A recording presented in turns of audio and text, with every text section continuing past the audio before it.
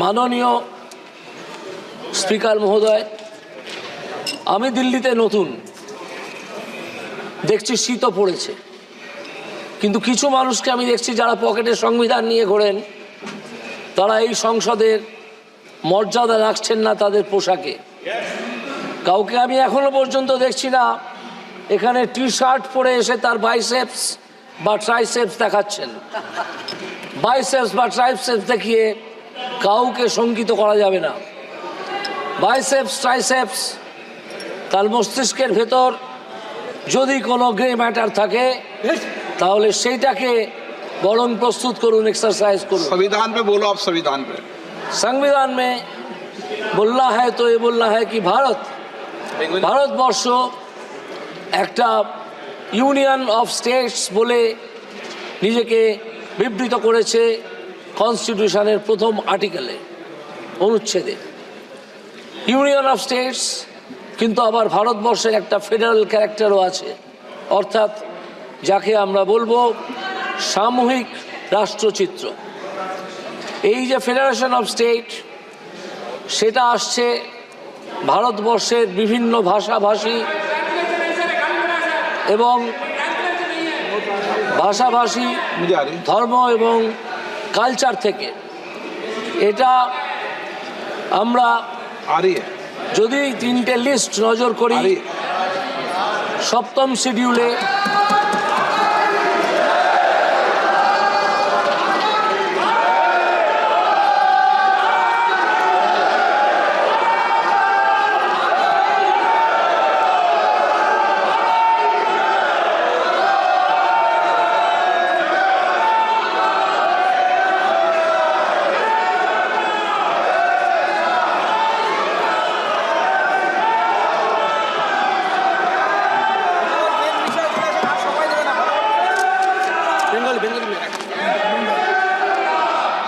আমি শুধু এইটুকু বলতে চাই, এই সংক্ষিপ্ত সময় শুধু এইটুকু বলতে চাই যে যদি আমরা সপ্তম শিডিউলের তিনটে লিস্ট দেখি, ইউনিয়ন লিস্ট,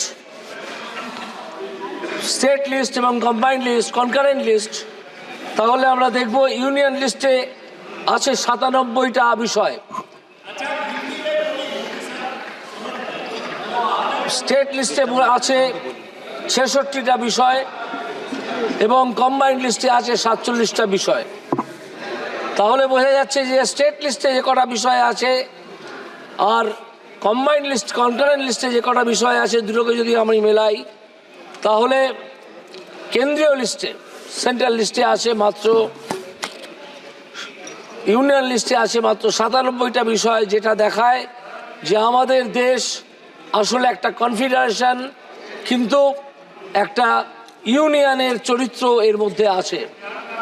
এই ইউনিটারি ইউনিয়ন দেখিয়ে দেবার একটা কদর্য প্রথাও আছে, সেটা হচ্ছে 356 ধারা। এই 356 ধারায় একটা রাজ্য সরকারকে ফেলে দেওয়া যায় কনস্টিটিউশনের এই প্রভিশনটাকে ব্যবহার করে।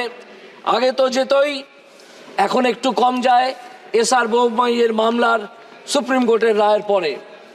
আগে যেটা যেত, সেখান থেকে আমি দেখছিলাম তৈরি হওয়ার সময় যে প্রথম যে 4টে 356 ধারার প্রয়োগ হয়েছিল 4টে রাজ্যে, তার মধ্যে 3টে হয়েছিল কংগ্রেস করেছিল, 3টে করেছিল কংগ্রেস, 50টা করেছিলেন মিসেস ইন্দিরা গান্ধী, 12টা করেছিলেন মনমোহন সিং, 11টা করেছিলেন নরসিমহা রাও। এইটা হচ্ছে যারা সংবিধান নিয়ে লাফালাফি করেন, হয়তো কোনোদিন সংবিধান নিয়ে মাঝের পিপুল গাছটায় উঠেও যেতে পারেন, তারা জেনে রাখবেন যে সংবিধান নিয়ে লাফালাফি করলেও সংবিধানকে, তার ফেডারেল ক্যারেক্টারকে ধ্বংস করছেন আপনারা। আমি এই বলে আমার বক্তব্য শেষ করব। সবাইকে প্রণাম জানিয়ে। আমাদের ভিডিও ভালো লাগলে লাইক এবং শেয়ার করুন। কমেন্ট সেকশনে গিয়ে জানান আপনাদের মতামত। আরও ভিডিও পেতে আমাদের চ্যানেল সাবস্ক্রাইব করুন এবং প্রতি মুহূর্তে খবরের আপডেট পেতে প্রেস করুন বেল আইকন।